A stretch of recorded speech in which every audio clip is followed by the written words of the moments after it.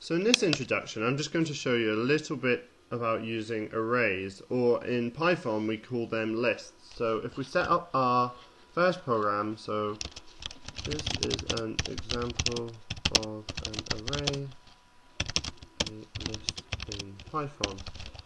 Now the first thing we need to do is we need to set up our variables. So I'm going to use a and say equals 1, 2,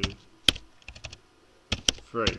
Now what this is doing is it's basically saying 1 is 0, is like our first place in the array, then we've got 2 is 1, and 3 is actually equal to number 2. So I'm going to move all of this into B, so B equals A, and print to the screen B.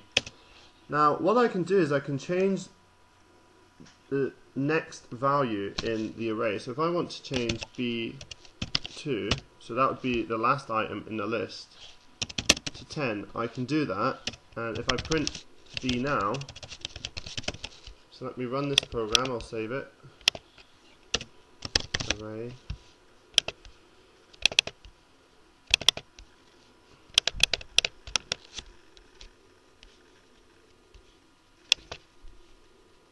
and then I've got my Python app too.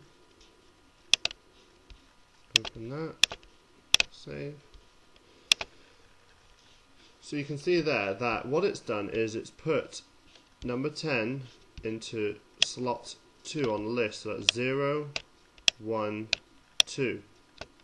Now to make this a little bit clearer, I'm just going to show you an example of using users. So what I can do is I can do users equals John, Amy, and Ray.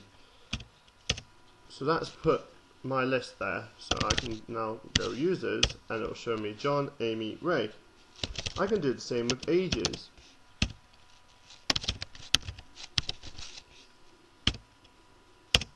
Now if I run ages, that shows me my list.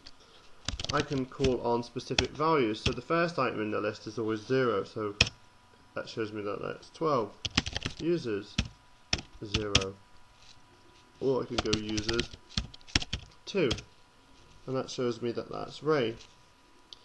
Now what I can also do is I can go users 0, 2, and that will show me the first 2 items in the list. It stops before it gets to the end one. So watch, John and Amy. If I wanted to show all of them, I could just go to 3, and that shows me all of them. Now you can also add extra people to your list, so users.append, and I can add Sammy to my list. Sorry, should have put brackets there. So now if I run users, you can see it's added the extra person to my list.